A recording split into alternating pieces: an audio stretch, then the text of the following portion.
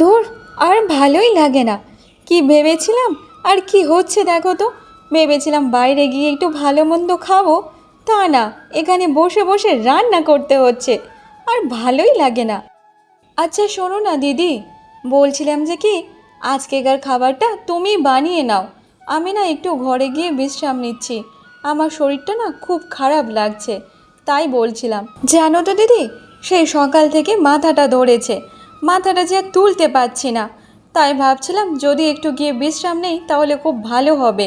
আর এই গরমের মধ্যে এই আগুনের সামনে বসে থাকতে থাকতে তো আরও বেশি মাথা যন্ত্রণা হচ্ছে। আচ্ছা ঠিক আছে ছোট, তুই গিয়ে বরং একটু বিশ্রাম নে।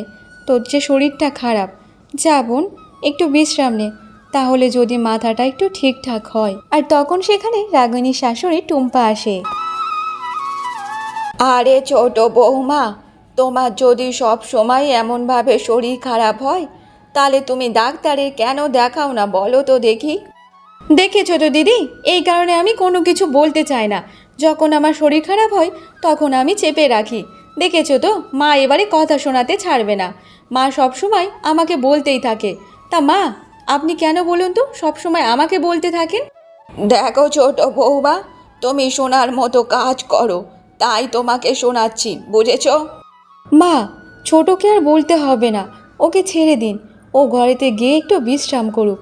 আর হ্যাঁ মা, আপনিও যান, এখানে মাত্র কিছু খাবার বানাতে হবে। আমি সব কিছু রান্নাবান্না নিজে সামলে নিতে পারবো। আপনি অত চিন্তা করবেন না তো। যান, আপনিও বিশ্রাম নিন। আর ছোট, তুইও যা বোন, তুইও একটু বিশ্রাম নিয়ে নে। আচ্ছা ঠিক আছে দিদি, তুমি যখন এত করে বলছো তাই জন্য আমি যাচ্ছি, নতুবা আমি যেতাম না। সবসময় মায়ের কথা শুনতে এমন আমার ভালোই লাগে না। আরে বড় বৌমা, তুমি তো ছোট বৌমার চালাকি বুঝতে পারো না। ও তো সব সময় এরকমই, সব সময় শুধু নিজে পটের বিবি হয়ে ঘুরে বেড়াতে থাকে আর তোমাকে দিয়ে সব কাজ করায়। মা, আমি এই সব জানি না। আর আমার বড় ছেলেটাও তেমন হয়েছে, সব সময় মাঠে ঘাটে কত পরিশ্রম করে চলছে, সব সময় আমার কথা শোনাতে থাকে। দূর, আর ভালোই লাগে না। এই ঘাটের মারা বুড়িটাকে যে কবে মরবে তা কে জানে। উঠতে বসতে খেতে শুতে সব সময় আমাকে কথা শোনাতে থাকে। আর তখন বাড়ির বাইরে একজন মালতী কাকিমা আসে। আরে ও ভোলা, বাবা ভোলা, বাড়িতে আছিস কি বাবা? একটু বাইরে আয় না বাবা। মালতীর গলার আওয়াজ শুনে তখন সবাই বাইরে আসে।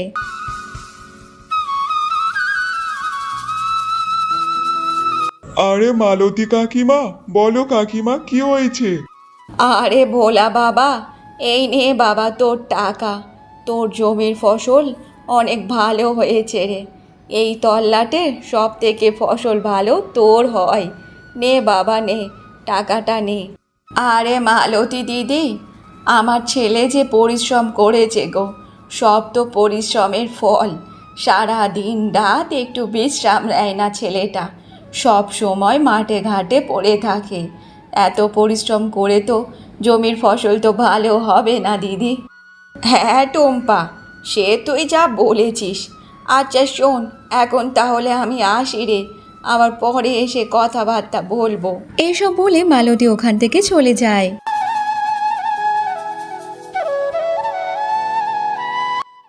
আরে দাদা, একবার দাও তো দেখি টাকাটা, আমি দেখি তো কত টাকা আছে।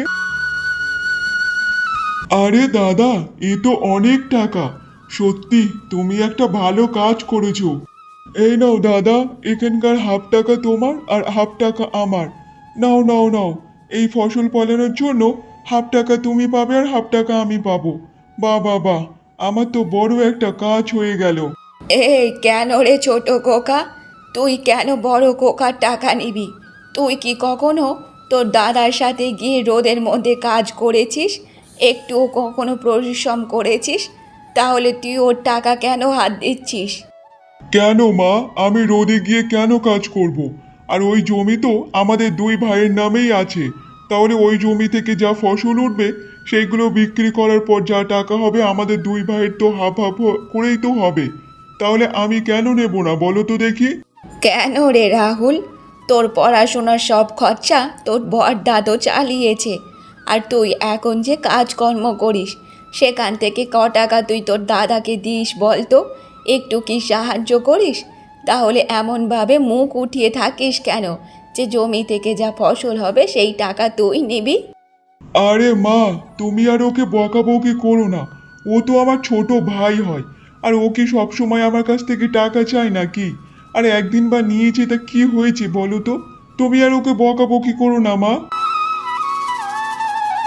দেখতে দেখতে এমনভাবে বেশ কিছুদিন কেটে যায়। মা, আমি যে কাজটা করি সেটাতে ভালো প্রমোশন হয়েছে, তাই আমাকে বদলি করে দিয়েছে। আর আমাকে বদলি করে কলকাতাতে দিয়েছে। আর সব সময় তো আমি যাতায়াত করতে পারবো না, তাই আমি ভাবছিলাম মায়াকে নিয়ে আমি কলকাতায় চলে যাব, আর পরে পরে মাসে মাসে আবার আসবো। দেখ বাবা, কলকাতা তো আমাদের এখান থেকে বেশি দূর না, তাহলে তুই সব সময় যাতায়াত কেন করতে পারবি না বল তো দেখি?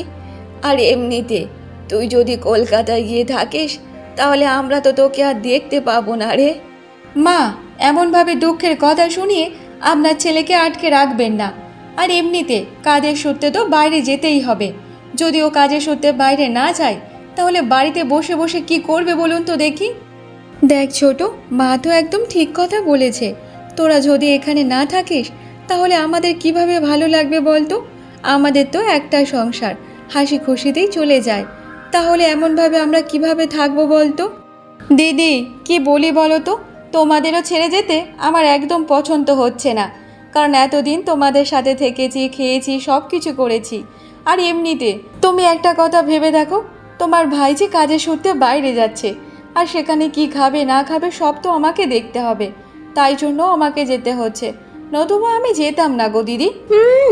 এখানে থাকতে আমার একদম পছন্দ হয় না। সব সময় এখানে থাকলে বেশি বেশি খরচা হয়। তাই জন্য তো আমরা দুজনেই মিলে এই বুদ্ধিটা এঁটেছি, চলে যাব আর এখানে থাকবো না। ওখানে ভালো মন্দ খাবো, ঘুরবো, অনেক কিছু করব। তবু এখানে থাকবো না। আর এখানে থাকতে আমার একদম পছন্দ হয় না। আর ওখানে চলে গেলে আমি অনেক ভালো থাকবো। মা, আপনি আর কষ্ট পাবেন না তো? ওদেরকে হাসি মুখে আপনি বিদায় করে দিন। এমনভাবে যদি আপনি কাঁদতে থাকেন তাহলে কি হবে বলুন তো? আর ভাই তো কাজের জন্য যাচ্ছে, যদি ওখানে গিয়ে ভাইয়ের আরও ভালো ভালো কাজ হয় তাহলে তো আরও ভালো। তাহলে আপনি ওকে যেতে দিন মা। তোরা একটা কাজ কর, তোরা ওখানে সারা সপ্তাহ থাক, আর শনিবার করে রাতে এখানে চলে আয়। আর রবিবার হলে তোরা আবার ওখানে চলে যাবি। তাহলে এটা তো ভালো হবে রে ভাই। আচ্ছা ঠিক আছে দাদা, তুমি যেটা বলছো সেটাই হবে। তারপর রাহুল ও মায়া তারা শহরে চলে যায়। এমনভাবে বেশ কিছু সময় কেটে যায়। টুম্পা যখন তার ছোট ছেলেকে ফোন করতো তেমন ভালোভাবে রাহুল তার মার সাথে কথা বলতো না। রাহুল কখনো কখনো ফোন ধরতো কিংবা কখনো কখনো আবার কেটে দিত। তেমন ভালোভাবে তার মায়ের সাথে যোগাযোগ রাখতো না। এইসব চিন্তায় চিন্তায় একদিন টুম্পার শরীর অনেক খারাপ হয়ে যায় এবং সে বিছনাশয্যা হয়ে যায়। মা, আপনি এত চিন্তা করবেন না। আপনার ছোট ছেলে আর ছোট বউ খুব তাড়াতাড়ি চলে আসবে। তবে আপনি যদি না সুস্থ থাকেন তাহলে ওরা এসে যদি দেখে যে আপনি এমনভাবে অসুস্থ হয়ে আছেন তখন কি হবে বলুন তো? ওরা তো অনেক কষ্ট পাবে। তাহলে আপনাকে যে সুস্থ হতে হবে তাড়াতাড়ি। জানি না বৌমা, ওরা কবে আসবে আর না আসবে। আমার মন বলছে যখন ওরা আসবে তখন হয়তো আমি আর এই দুনিয়াতে থাকবো কি থাকবো না সেটা আমি ঠিক বলতে পারছি না মা। মা, এমনভাবে বলবেন না আপনি। আপনি যদি না থাকেন তাহলে আমার আর কী হবে সেটা কি জানেন? আমরা যে পুরো অনাথ হয়ে যাব। আচ্ছা শোনো গিন্নি, তুমি একটু মাকে খেয়াল রাখো, আমি এক্ষুনি বাইরে থেকে আসছি। দেখো বড় বৌমা, তুমি তো আমার মেয়ে, বৌমা তো খুবই কম। তোমাকে আমি মেয়ের মতোই ভালোবাসি মা। তবে এটা আমি জানি, আমি চলে যাওয়ার পর রাহুল যে তোমাদের সাথে কি ব্যবহার করবে সেটা আমি ভালোভাবে আঁচ পাচ্ছি। তোমাদের ওপর যে অনেক ঝড় বয়ে যাবে মা। তবে একটা কথা আমি তোমাকে বলতে চাই মা, আমি যে কথাটা বলবো সেই কথাটা কিন্তু তুমি কাউকে বলতে পারবে না। না আমার ছোট ছেলেকে আর না আমার বড় ছেলেকে বলতে পারবে মা। তুমি কাউকে বলতে পারবে না কিন্তু কথাটা। তুমি আমাকে কথা দাও মা, কথা দাও। আচ্ছা ঠিক আছে মা, বলুন, আমি কাউকে কিছু বলবো না। শোনো বৌমা, আমি চলে যাওয়ার পর তোমাকে একটা কাজ করতে হবে মা, তবে তুমি এইটা একা একা করবে। তবে শোনো, আমাদের যেই সব জমিগুলো আছে তার মধ্যে একটা যে শুকা জমি পড়ে আছে না, সেই জমিতে তুমি যাবে। আর সেই জমির পূর্ব কোণে একটা বাক্স আমি পুঁতে রেখেছি, যেটা আমার বাবার থেকে পেয়েছি এবং শ্বশুর শাশুড়ির থেকেও পেয়েছি। সেই বাক্সের মধ্যে কিছু সোনার মোহর এবং ধন সম্পত্তি আছে। তুমি সেগুলো তোমার কাছে রাখবে। তবে হ্যাঁ, যখন তোমাদের অভাব অনাটন আসবে তখন সেই বাক্সটা নিয়ে আসবে মা। তবে তখন তুমি বড় খোকাকে সাথে করে নিয়ে যাবে মা। তবে হ্যাঁ, এখন যদি তুমি বড় খোকাকে বলে দাও তাহলে সে এখন তুলে তার ছোট ভাই আর ভাইয়ের বউকে সব কিছু দিয়ে দেবে। তবে আমি এটা চাই না মা, তোমরা নাও ওটা, এটাতে তোমাদের অধিকার আছে মা। কিন্তু মা, কোনো কিন্তু না বড় বৌমা, তুমি কিন্তু আমাকে কথা দিয়েছো মা। এইসব কথা বলার পর টুম্পা তার শেষ নিঃশ্বাস ত্যাগ করে। দেখতে দেখতে এমনভাবে আরো বেশ কিছুদিন কেটে যায়। বলছিলাম যে দাদা, আমি আর এখানে থাকবো না। ভাবছি আমি একেবারে শহরেতেই থেকে যাব, আর এখানে আসতে পারবো না। কিন্তু ভাই, তুমি আর ছোট যদি চলে যাও তাহলে আমরা যে পুরো একা হয়ে যাব। মা তো আর এখানে নেই, তাহলে আমাদের কি অবস্থা হবে বুঝতে পারছো? তোমরা থাকলে তাও একটু সাহস পাবো। দেখো দিদি, এখানে থেকে তো তেমন কোনো কিছু হবে না। আর তুমি তো জানো যে তোমার ভাইয়ের চাকরি বাকরি সব শহরেতে। যদি ওই সব চাকরি বাকরি ছেড়ে এখানে চলে আসি তাহলে কি হবে বলো তো? সেই চাকরি তো এমনি এমনি ছেড়ে যাবে। তাই জন্য আমরা এখান থেকে ভাবছি চলে যাব, আর এখানে তেমন আসবো না। হ্যাঁ দাদা, আমিও সেটাই ভেবেছি। আর মা আমাদের নামে যেসব জায়গা জমিপত্রগুলো দিয়ে গেছে না, আমি ভাবছি আমার ভাগের জায়গা জমিগুলো আমি সব বিক্রি করে দিয়েই চলে যাব, আর এখানে আসবো না। আরে ভাই, এইসব তুই কি বলছিস বলতো? ওই জায়গাপত্র জমিগুলো সব তো মায়ের স্মৃতি, আর তুই এমন ভাবে বিক্রি করে দিয়ে এখান থেকে চলে যাবি? ভাই, এটা করিস না। দেখুন দাদা, ওসব জায়গা জমিপত্র নিয়ে আমাদের বেকার কোনো কাজে আসবে না। তার থেকে যদি বিক্রি করে দিই দুটো টাকা হাতে আসবে। আর বেকার বেকার ওইসব জায়গা জমিপত্র নিয়ে কেন আমরা মাথা ঘামাবো বলুন তো? তার চেয়ে ভালো ওই সবগুলো বিক্রি করে দেওয়া ভালো। আচ্ছা শোনো সবাই, আমি একটা কথা বলি। এই জায়গা জমিগুলো বিক্রি না করে যেমন ফসল ফলানো হচ্ছে তেমনই হোক না। জায়গা জমিগুলো অন্যের কাছে বিক্রি করে কি লাভ বলো তো?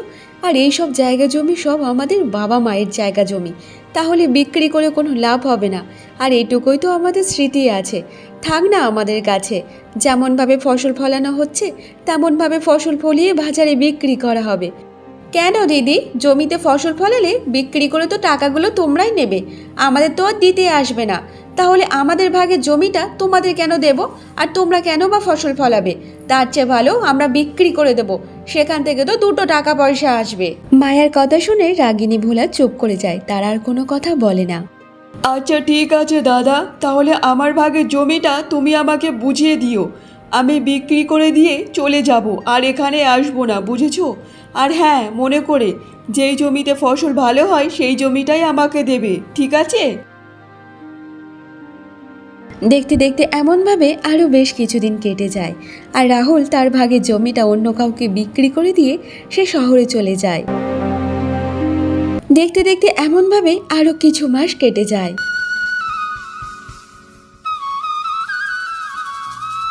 কি গো শুনছো? ঘরেতে যে সব কিছু বাড়ন্ত হয়ে আছে, চাল ডাল শাক সবজি হাট বাজার কিছুই নেই। এমনভাবে যদি না থাকে তাহলে আজকের কি রান্না করব বলো তো দেখি। আরে গিন্নি, এবার মনে হচ্ছে আমাদের না খেয়েই মারা যেতে হবে। আর তুমি তো ভালোভাবে জানো, যে জমিতে ভালো ফসল ফলতো সেই জমিটা তো আমি ভাইকে দিয়ে দিয়েছি। সে তো অন্য কারোর কাছে বেচে চলে গেছে। আর যেই জমিটা খরা হয়ে পড়ে আছে সেখানে তো কোনো শাক সবজি ফসল কিছুই ফলে না। তাহলে কি করব বলো তো দেখি। আচ্ছা শোনো, তোমাকে চাষবাস করতে হবে না, একটা কাজ করো। তুমি তো অন্য কোনো কাজ তো দেখতে পারো। সেখানে গেলে দুটো পয়সা তো ওখান থেকে রোজগার করতে পারো। আরে গিন্নি, সে কথা আর বলতে আছে? আমি তো সব জায়গায় এক এক করে খোঁজ নিয়েছি কাজের জন্য, কিন্তু কেউ তো কোনো কাজের লোক নিচ্ছে না। এখন তেমন ভালোভাবে কাজও পাওয়া যাচ্ছে না। জানি না কি হবে, কিছুই বুঝতে পারছি না। আচ্ছা শোনো, তুমি আর একবার নয় কাজের খোঁজ করো, দেখো এখানে সেখানে কোথাও একটা কাজ পেয়ে যাবে। যদি কাজ না করো আর যদি কোনো চাল ডাল না থাকে ঘরে, তাহলে তো এমনিতেই না খেয়ে আমাদেরকে মারা যেতে হবে। তার চেয়ে বরং তুমি একটু দেখো কোথাও কাজ পাও কিনা। ঠিক আছে গিন্নি, তুমি যখন এত করে বলছো, তাহলে আমি একটু খোঁজ করে দেখে আসি। তারপর ভোলা বাড়ি থেকে কাজের খোঁজে বেরিয়ে পড়ে। তবে সারাদিন ভোলা এখান সেখান ঘুরে বেড়ালেও সে কোনো কাজের সন্ধান পায়নি, তাকে কেউ কোনো কাজ দিচ্ছিল না। তারপর ভোলা উদাস হয়ে সে বাড়িতে ফিরে আসে।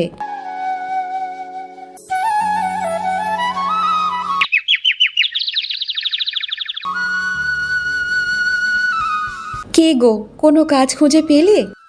না গো গিন্নি, কোনো কাজ খুঁজে পাইনি। জানি না কি হবে। এখন তো আমাদের কাছে বিষ কেনার মতোও টাকা নেই। যদি থাকতো তাহলে দুজন খেয়েই ঘুমিয়ে পড়তাম সারা জীবনের জন্য। ছি ছি, এমনভাবে বলো না। ওপরে ভগবান আছে, দেখবে উনি আমাদের জন্য কোনো না কোনো কিছু একটা ব্যবস্থা অবশ্যই করে দেবে। এমনভাবে বেশ কিছু ঘন্টা কেটে যায়। রাগিনী দাবায় বসে বসে সে তার শাশুড়ি মায়ের কথা হঠাৎ মনে আসে। তারপর সে ছুটতে ছুটতে তার বরের কাছে যায়। আরে কি গো, ঘুমাচ্ছ তুমি? তাড়াতাড়ি ওঠো তো দেখি, এক্ষুনি আমার সাথে চলো। আরে গিন্নি, কি হয়েছে বলো তো? এমনভাবে চিৎকার করে ডাকছো কেন? একে আমার মন মেজাজ ভালো নেই। বলো দেখি কি হয়েছে? আরে বাবা, তোমার এত চিন্তা করতে হবে না। চলো তো দেখি, যেই জমিটা খরা হয়ে পড়ে আছে সেই জমিতে চলো, তাড়াতাড়ি চলো তো দেখি। আরে এত রাতের বেলা ওই জমিতে কেন যাবো বলো তো দেখি? তুমি কি পাগল টাগল হয়ে গেছো নাকি? আরে বাবা, আমি পাগল হইনি, চলো না আমার সাথে, তারপর দেখতে পাবে কি হয়েছে না হয়েছে। আমরা শুধু গিয়ে দেখতে চাই যে ওই জিনিসটা ওখানে আছে কি না। তারপর রাগিনী তার স্বামী ভোলাকে সব কিছু কথা খুলে বলে, যে মারা যাওয়ার আগে তার শাশুড়ি মা তাকে যা যা কথা বলেছিল তার সব কথা ভোলাকে বলে। তারপর তারা তাড়াতাড়ি করে সেই জমিতে চলে যায়। তারপর তারা বেশ কিছুক্ষণ ধরে মাটি খুঁড়তে থাকে। মাটি খুঁড়তে খুঁড়তে তারা একটা বাক্স দেখতে পায়। আরে গিন্নি, এই দেখো সেই বাক্স। তাহলে মা যেটা তোমাকে বলে গেছে, তাহলে এটা সম্পূর্ণ সত্যিই ছিল। তারপর তারা সেই বাক্স খুলে দেখে তাতে অনেক সোনার মোহর, টাকা গয়না সব কিছু ছিল। আরে আরে, এই দেখো, এই বাক্সর মধ্যে কত সোনার গয়না মোহর সব কিছু আছে। এবার তাহলে আমাদের আর না খেয়ে মরতে হবে না। সত্যি ভগবান আমাদেরকে দেখেছে, আর মা ছিল সত্যি মা লক্ষ্মী, যে আমাদের এত বড় কিছু একটা করে দিয়ে চলে গেছে। হ্যাঁ গিন্নি, তুমি ঠিকই বলেছ। আজকের আমাদের কাছে খাওয়ার মতো কিছুই ছিল না, কাজকর্ম কিছুই না। আর আজকেরই দেখো আমাদের হাতে কত কিছু সোনার মোহর। আচ্ছা ঠিক আছে ঠিক আছে, তোমাকে এত চিৎকার করে বলতে হবে না। চলো দেখি, এগুলো নিয়ে তাড়াতাড়ি বাড়িতে চলে যেতে হবে। কে কোথায় থেকে দেখবে না দেখবে তার কোনো ঠিকানাই নেই। চলো দেখি, বাড়িতে গিয়ে তারপর যা দেখার দেখব। তারপর তারা সেই সোনার বাক্সটা নিয়ে তারা বাড়িতে চলে যায়। দেখতে দেখতে এমনভাবে আরও কিছু মাস কেটে যায়। আর সেই সোনাদানা মোহরের সাহায্যে তারা অনেক ভালোভাবে বিলাসিতা জীবন কাটাতে শুরু করে। তবে তারা একটা বিশাল বড় বাড়ি করে নেয়। তারপর কিছুদিন পর মায়া আর রাহুল শহর থেকে বাড়িতে ফিরে আসে।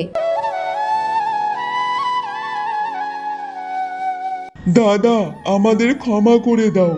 আমাদের যে অনেক বড় একটা ভুল হয়ে গেছে দাদা। আমরা যে এখন পথে বসতে চলেছি। আচ্ছা ভাই, কি হয়েছে বলো তো? আর এমনভাবে কেন তোমরা বলছো যে তোমরা পথে বসতে চলেছো? তুমি তো শহরে একটা ভালো চাকরি করো, তাহলে এতটা অভাবের দিন কিভাবে এলো বলো তো দেখি? কি বলি বলো তো দিদি, বলার মতো আর মুখ নেই। আমরা যেদিন এখান থেকে চলে যাই তার কিছুদিন পর তোমার ভাইয়ের চাকরিটা ছেড়ে যায়। তারপর আমরা ভাবি যে জমি বিক্রি করার টাকা পয়সা নিয়ে আমরা কিছু একটা ব্যবসা শুরু করব। আর সেই ব্যবসা খোলার জন্য 4 লাখ টাকা ওর একটা বন্ধুকে দিয়েছি। আর ওর বন্ধু কি করেছে, আমাদেরকে ঠকিয়ে সেই টাকাটা নিয়ে চলে গেছে। এখনো পর্যন্ত সেই টাকা আমাদেরকে দেয়নি। আমরা যেই বাড়িতে ভাড়া থাকতাম সেই বাড়ির মালিক আমাদেরকে রাস্তায় নামিয়ে দিয়েছে, কারণ কিছু 2-3 মাস আমরা টাকা দিতে পারিনি। তুমি বলো দিদি, এবার আমরা কি করব বলো? তাই জন্য তো আমরা গ্রামের বাড়িতে চলে এসেছি। জানি গ্রামের বাড়িতে আমাদের কোনো কিছু নেই, তারপরও আমরা চলে এসেছি। আচ্ছা ঠিক আছে ছোট, কষ্ট পাস না, চলে এসেছিস খুব ভালো হয়েছে। আর এমনিতে আমরা তো এখানে দুজনই থাকতাম, তোদেরকে কতবার করে বলেছি এখানে থেকে যাওয়ার কথা, কিন্তু তোরা তো থাকলি না, চলে গেলি। ঠিক আছে, এবার থেকে তোরা আমাদের কাছেই থাকবি। আমরা সবাই সপরিবার মিলে একসাথে এখানে জীবনযাপন কাটাবো। দিদি, আমরা অনেক বড় ভুল করেছি, আমাদেরকে ক্ষমা করে দাও দিদি। আর তবে আজকের একটা কথা বুঝতে পেরেছি, আপন মানুষ আপনই হয় আর পর পরই হয়। হ্যাঁ দাদা, আমাকেও ক্ষমা করে দাও, আমি যে অনেক বড় ভুল করেছি। আরে দূর পাগল, তুই তো আমার নিজেরই ভাই, তাহলে ভুল করেছিস তো কি হয়েছে, ভুলটাকে ক্ষমা করে দিলেই তো হয়। ঠিক আছে ভাই, তুই যখন ভুল বুঝতেই পেরেছিস, কোনো অসুবিধা নেই। চল, আজকেকার পর থেকে আমরা একসাথেই থাকবো।